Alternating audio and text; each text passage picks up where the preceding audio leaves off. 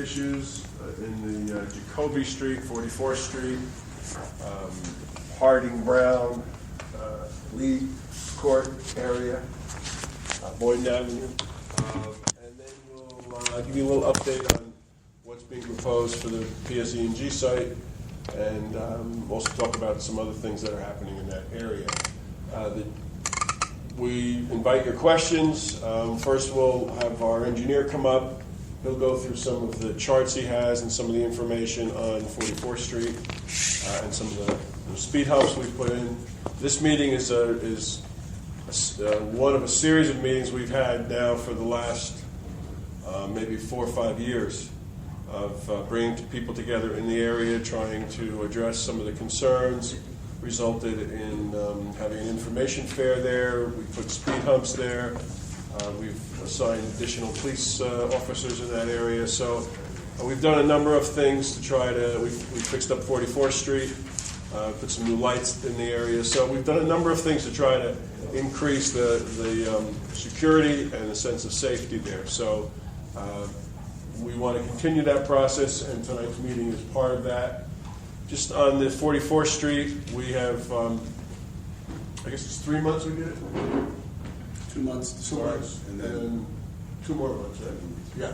So for the last 4 months, or it'll be last 3.5 months, we've made 44th Street a one-way based on some of our analysis, some of the concerns of people on 44th Street, and that 44th Street is going east to west from Chancellor to Jacoby. So we've been measuring we measured the speed before. We measured the speed before the speed humps. We measured the speed after the speed humps, and then we measured the speed and the volume with it being a one-way. So I'm going to ask Tom Malavasi, who's our engineer, to come up and talk about what he's found, and then we'll entertain some of your questions. Okay, Tom? Thank you. Do you want us to hold those? So that No, I think people can, if they want to come up and walk and look at them, but in a nutshell, these are the same maps. Police out of the way, though. These are the same maps that I've brought here several times. So if you've been to some of the meetings before, you've seen these maps. I've been updating them as we go forward. So back in 2012, I had the police get me speeds and volumes on Jacoby Street, 44th, Harding, and Brown Street.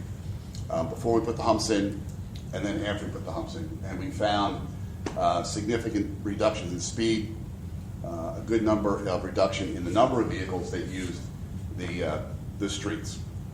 Then last year, we did a pilot program making 44th Street one way, which we did that. If you all know that we put the flashing sign at the end, we changed it. We did our pilot program.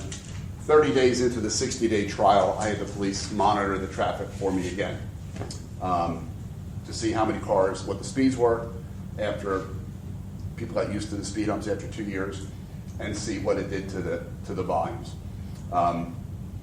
What we found was that in terms of speed, on all the areas of all the humps, the speeds were at or below 1 mile an hour over what we had found in 2012. So the speed humps are still effective in reducing the speeds on the streets.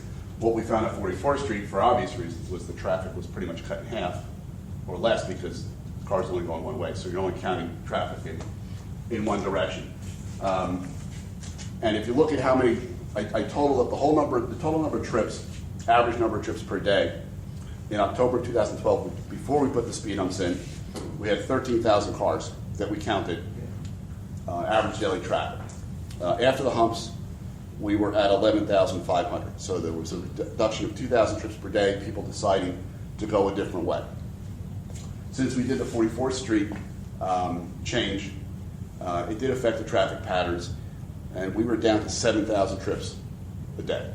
So we almost cut the traffic in this series of streets in half by making 44th Street one way. A lot of people that were using it as a cut through Chancellor have decided to go a different way. My guess is they're staying on Boyden, going to Springfield, which is what they really should do. Boyden's a busier street. It's really more of a major street as opposed to the residential street. So in all cases, I think we've found that it's been a very effective solution in terms of speed and traffic. The other thing that I know has come up is parking at the end of Jacoby up by Springfield Avenue. And what's been happening is people are taking advantage. You can't park within 50 feet of a stop sign. And what that does, that puts you in the middle of this driveway. People that use the bank have been taking advantage of that abandoned driveway.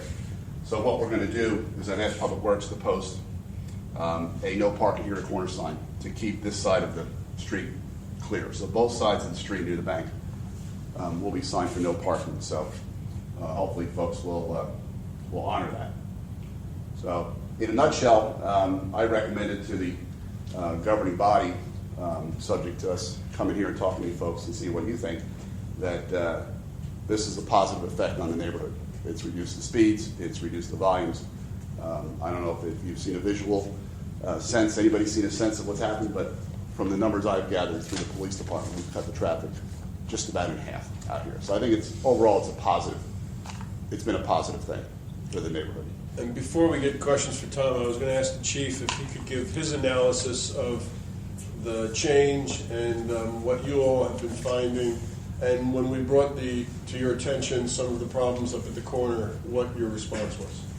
Okay. This is Chief Semino. Good evening, everyone. It's good to be here. I know, some of the faces, actually many of the faces. Just so you know who's here with me tonight, I have Patrol Officer Connie Fields, who is an officer that's assigned to the special detail that we have in the area of Jacoby Street, 44th, and we have a special patrol area that we've created for that, and Officer Fields works that on a pretty regular basis, so I felt it was important for her to be here. Sergeant Tom DiMaggio, who's next to her, is one of the evening sergeants, so once again, we want to make sure that our bosses are hearing what the concerns and the comments are from the neighbors in your area. And then I have Sergeant Joe Guglielmo, who is with our Special Services team, which is responsible for street crime enforcement, street robberies, gang activity. Just about any specialized enforcement is done through Sergeant Guglielmo's unit. So I wanted you to know who they were for purposes of tonight's presentation and question and answer period. With respect to the activity on Jacoby Street for traffic and parking, Mr. Malavasi covered the traffic issues with you, and what he has reported to you is what our studies provided to him. So we have devices that we use to measure the traffic on the streets, and those results were passed along to the engineering office. So that pretty much speaks for itself. As general observation, I mean, when I'm in the area, it was my belief that a lot of that traffic was cut through traffic going out towards Chancellor. Personally, I thought it was a positive, or would be a positive, to change that one-way moving in the direction from Chancellor out onto Jacoby Street for that reason, and the studies seem to bear that out. With respect to parking in the area, I've been here 33 years. The streets in that area have consistently had parking challenges. We do a regular amount of enforcement. We are not able to right every wrong done, whether it be parking or traffic, but we do have consistent enforcement in the area.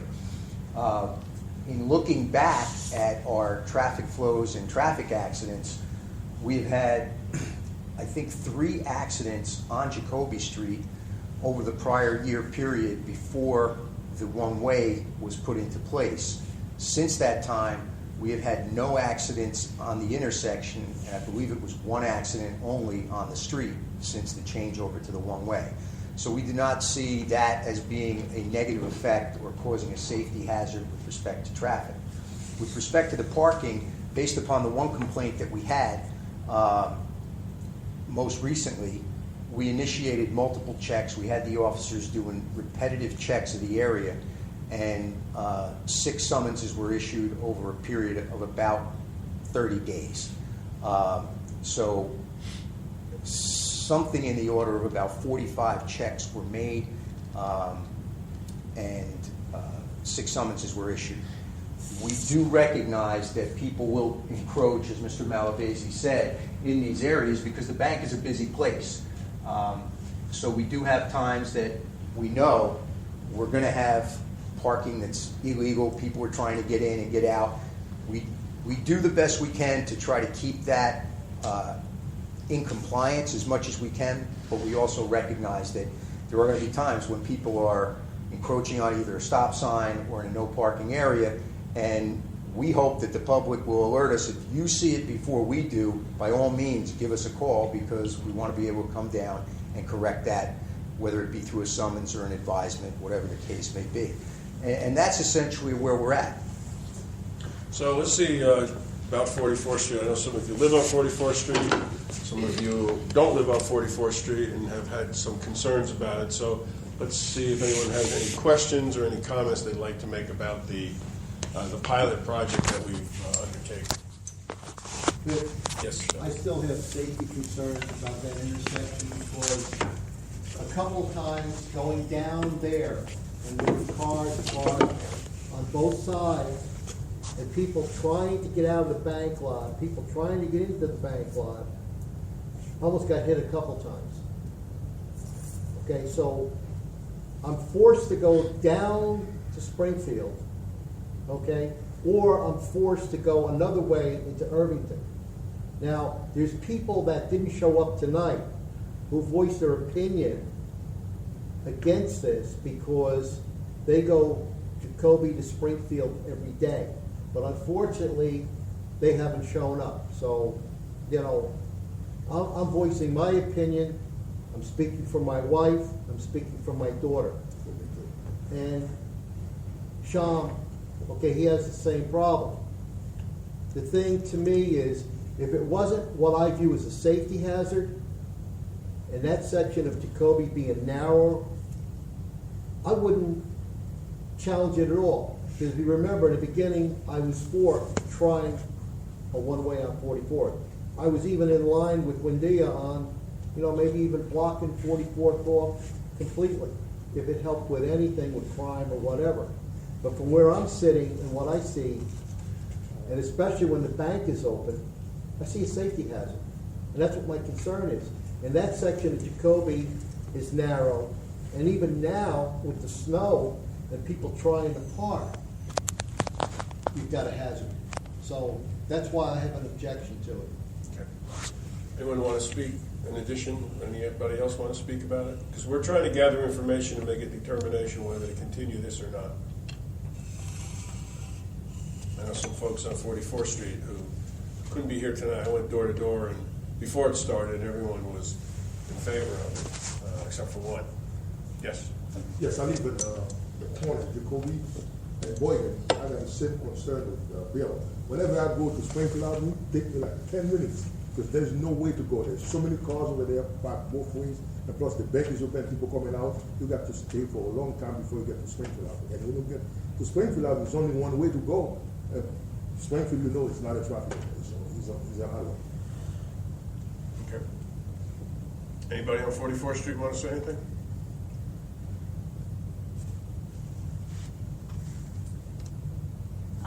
So I live on 44th Street. I do not want to speak for everyone who lives on 44th Street, but for our majority of our neighbors who live on 44th Street, they were all for it, except for the one person who was against it. And I followed up perhaps at the end of January to get feedback, what they thought about the one way, and they were all still for it. And unfortunately tonight, I don't know if it's because of the weather, a lot of them couldn't make it out tonight. So again, that's why I do not want to speak for everyone who lives on 44th Street. But for me, being a resident of 44th Street, it has cut back the traffic tremendously. I can cross the street safely because before cars used to be flying by both directions. And again, we do have a school that's nearby, and it does feel safer for the students not too far from 44th Street, Steph Boyden. So there's a lot of plus